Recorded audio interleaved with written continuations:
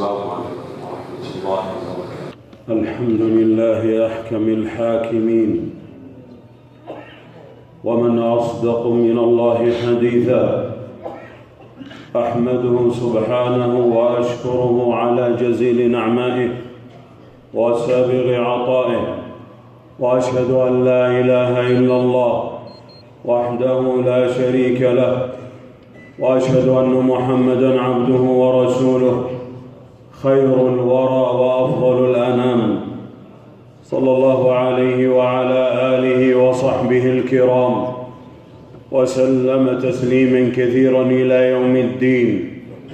أما بعد، فأوصيكم أيها الناس ونفسي بتقوى الله عز وجل، فهي الأمن للأسرة والمجتمع بعد الله. يا أيها الذين آمنوا اتقوا الله حق تقاته ولا تموتن إلا وأنتم مسلمون.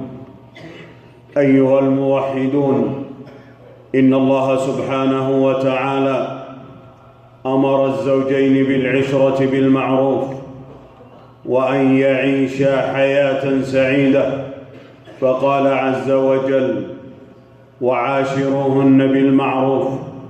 قال الطبري رحمه الله: أي وخالقوا أيها الرجال نساءكم وصاحبوهن بالمعروف، يعني بما أمرتكم به من المصاحبة، وذلك إمساكهن بأداء حقوقهن التي فرض الله جل ثناؤه لهن عليكم إليهن، أو تسريح منكم لهن بإحسان.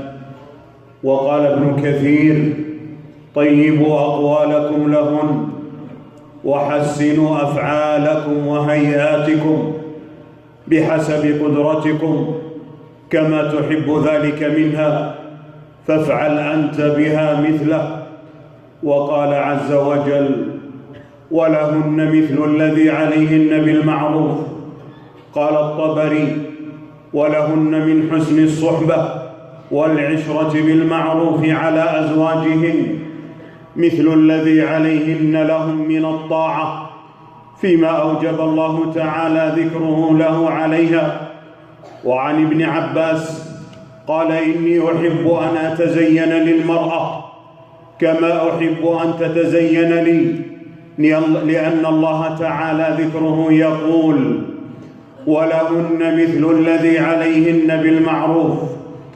أيها المتقون، إن المتأمل لنسب الطلاق التي وقعت في العام الماضي، كما قال المتحدث الرسمي لوزارة العدل 26%، يجد أن عدد قضايا الطلاق في محاكم الأحوال الشخصية ودوائر الأحوال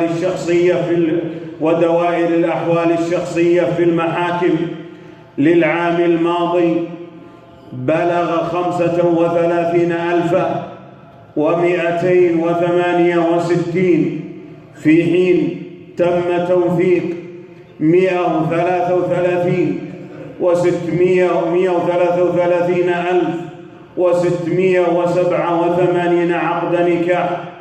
فهذا العدد الكبير يدلنا على وجود مخالفة للشريعة في حفظ الأسرة والقيام بالواجبات لكي تبقى الأسرة ولا يقع الطلاق.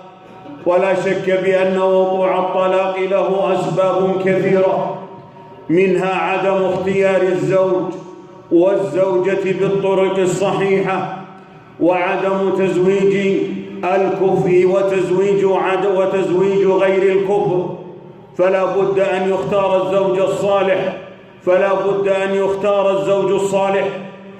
بد أن تختار الزوجة الصالحة. ومن الأسباب الحرب الإعلامية على الأسرة لهدمها بعرض الحب والغزل وبعرض العلاقات المحرمة لأجل أن تفسد الأسرة وتهدم. ومن أسباب الطلاق الفارق في السن بين الزوجين، فينتج عن ذلك انحرافات سلوكية وانحطاطات خلقية. ومن الأسباب ضعف الوازع الديني، فإذا ضعف الدين في قلب الرجل أو في قلب المرأة نتج عن ذلك الطلاق بعد أن ينتج فساد عظيم. ومن الأسباب كراهية الزوج للزوجة أو كراهية الزوجة للزوج، فينفر كل منهما من الآخر، لأن أحدهما تزوج ليرضي أهله لا رغبة في الرجل ولا رغبة في المرأة. وهذا من أسباب الطلاق التي يشتكي منها بعض الأزواج وبعض الزوجات. ومن أسباب الطلاق عدم القدرة على الإنجاب التي قد يبتلى بها بعض الناس، وهذا بقدر الله عز وجل. ومن الأسباب عجز الزوجة عن الوفاء بدورها كزوجة، كإهمالها لشؤون البيت وعدم طاعتها واحترامها للزوج، وأن يأتيها تحريض من صديقاتها أو من قريباتها فيحرضونها على زوجها وتظن أنهم ينصحون لها وهم يهدمون بيتها. وكذلك الزوج يأتيه من باب الرجولة ومن باب القوة، يأتيه تحريض من الأصحاب ومن الأقرباء والخلال على زوجته لهدم بيته، ثم يهدم بيته وبعد ذلك يندم ولا تمندم. ومن أسباب الطلاق عدم تكيف الزوج أو الزوجة مع الحياة الجديدة بعد الزواج، فيتغير الحال على أحدهما أو عليهما، فيريدون حياة لا مسؤولية فيها، فبالتالي ينتج الطلاق. ومن أسباب الطلاق الغيرة المرضية التي تؤدي إلى إثارة الخلافات والمشاكل، ومن خلالها تنعدم الثقة بالطرف الآخر، فيغار الزوج على زوجته حتى يصل به الأمر إلى أن يشك فيها وبأنها على علاقات محرمة. والعكس كذلك من الزوجة، تشك في زوجها فتظن بأنه على علاقات محرمة فيقع الطلاق، ثم بعد ذلك يتبين لمن شك في الآخر أنها ظنون شيطانية وأفكار ساقها أعوان الشيطان. أيها الأحبة، ومن أسباب الطلاق ضعف الدخل عند الزوج وعدم استطاعته أن يتحمل تكاليف المعيشة التي هي فوق طاقته، والتي نتجت من ضغط الزوجة على الزوج، وهي تحاول أن تحمله فوق قدرته المالية. والله عز وجل يقول: وعلى المولود له رزقهن وكسوتهن بالمعروف لا تكلف نفس إلا وسعها، لا تضار والدة بولدها ولا مولود له بولده، وعلى الوارث مثل ذلك. فما أكثر ما تطالب بعض الزوجات بطلبات ليست معتادة، بل هي فوق المعتاد، بل هي فوق قدرة الزوج الذي أعطاه الله عز وجل ما شاء أن يعطيه. فالله لا يكلف الزوج فوق قدرته، فالله عز وجل يقول: لينفق ذو سعة من سعته. ثم تجد تحريضا من أهلها وتحريضا من النساء، فهذا التحريض: إن زوجك فقير، إن زوجك ضعيف. والله عز وجل يغني من يشاء بفضله ويعطي من يشاء ويمنع من يشاء، ثم يقع الطلاق. ومن أسباب الطلاق بعض العادات التي هي مخالفة للدين ومعطلة للشرع، فلا تتيح للزوج أن يرى مخطوبته قبل الزواج، رغم أن الرؤية شرعية ومباحة، مما ينتج عنه زهد الزوج في زوجته بعد الدخول بها.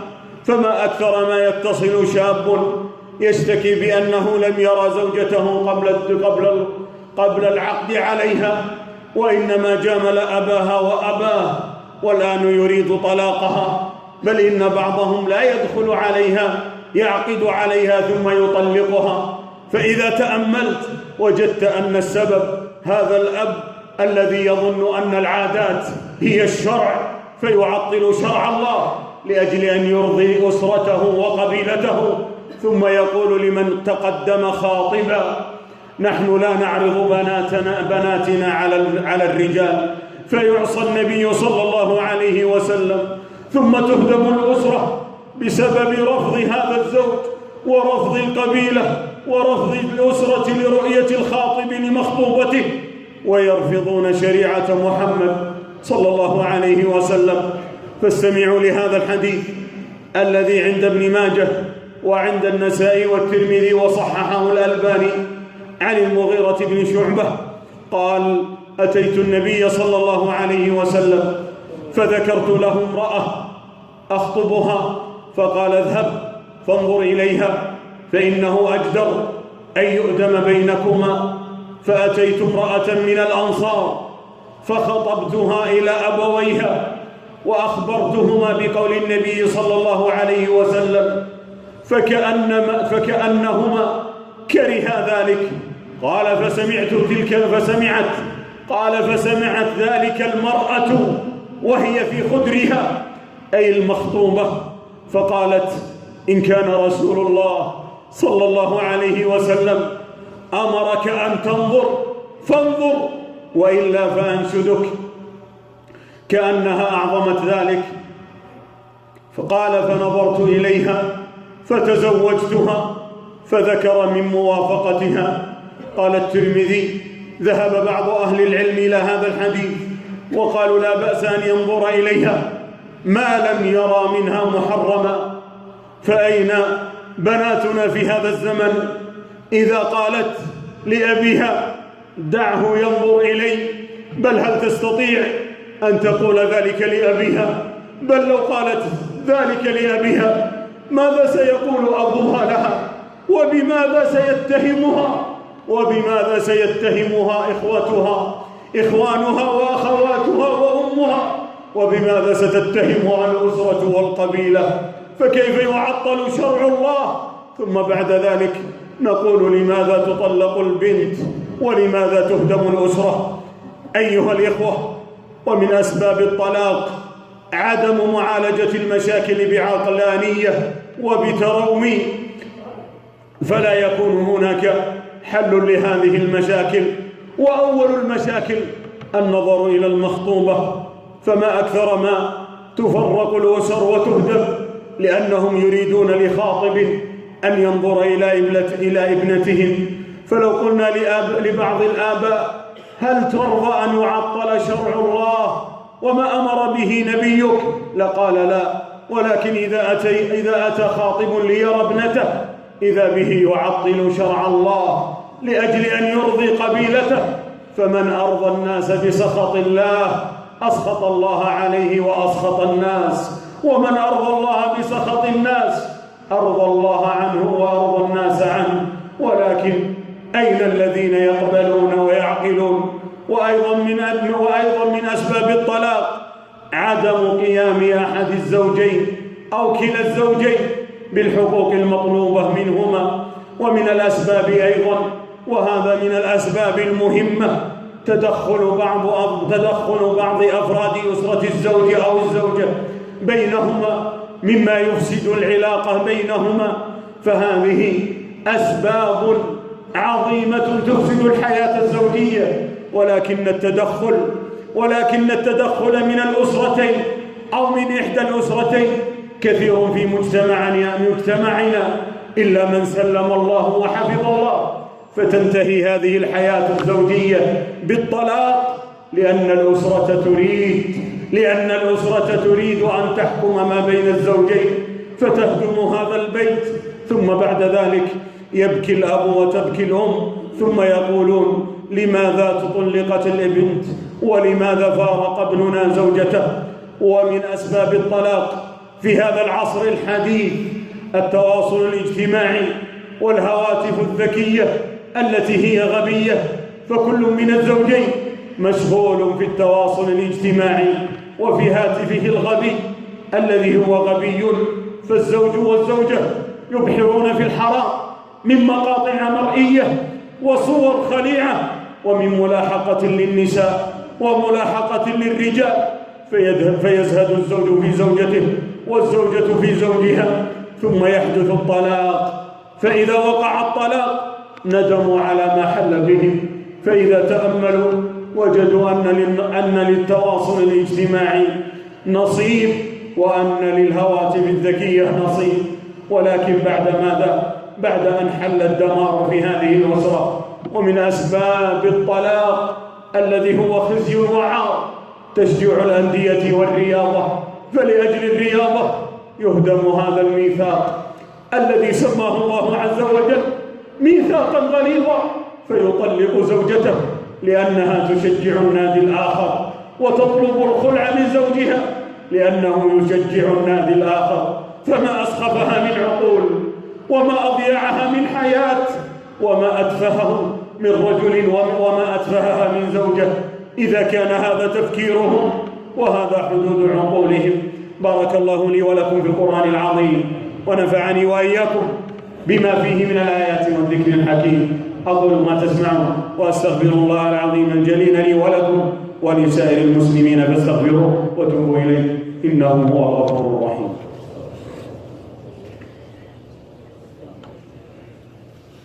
الحمد لله وكفى، والصلاة والسلام على عباده الذين اصطفى.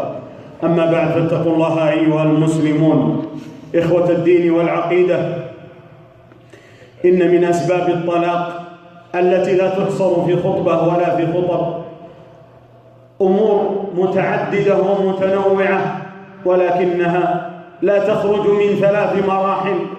المرحلة الأولى اختيار الكفء واختيار الزوجة الصالحة، ثم المرحلة الثانية نظر المخطوبة ونظر الخاطب إلى المخطوبة، فنظر المخطوبة إلى الخاطب يحقق لها حقها وينتج عن ذلك رضاها، وأيضا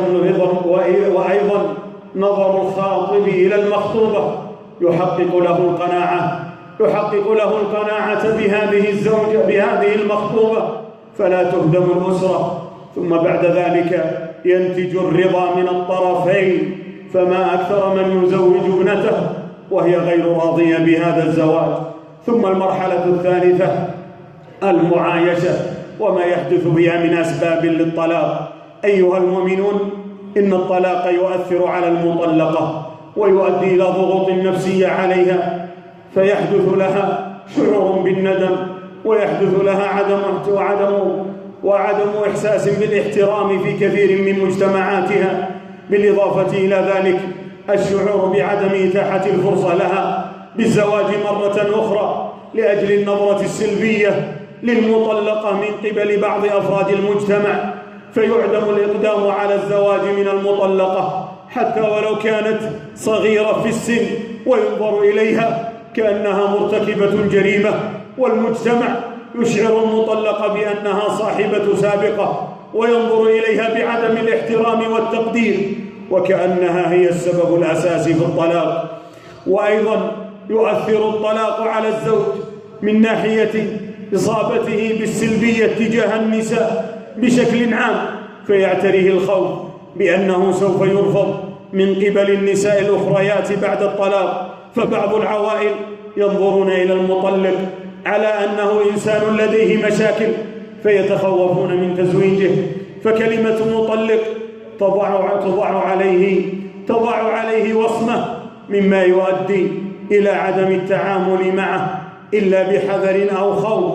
وأما العلاج للطلاق وأسباب هذا الطلاق والمعالجة فبإذن الله في الخطبة القادمة إن كنا أحياء. ألا وصلوا وسلموا على نبيكم نبي الرحمة محمد بن عبد الله كما أمركم الله بذلك، فقال: إن الله وملائكته يصلون على النبي يا أيها الذين آمنوا صلوا عليه وسلموا تسليما. اللهم صل وسلم وزد وبارك على نبينا محمد وعلى آله وصحبه أجمعين. وارض اللهم عن الخلفاء الراشدين الأئمة المهديين أبي بكر وعمر وعثمان وعلي وعلى أصحاب الشجرة ومن تبعهم بعفوك وكرمك يا أكرم الأكرمين. اللهم أعز الإسلام والمسلمين وأذل الشرك والمشركين. اللهم انصر أهلنا في سوريا وفي فلسطين وفي اليمن والعراق وبورما. اللهم انصرهم على عدوك وعدوهم يا رب العالمين. اللهم انصر جنودنا المرابطين على الحوثيين وأعوانهم.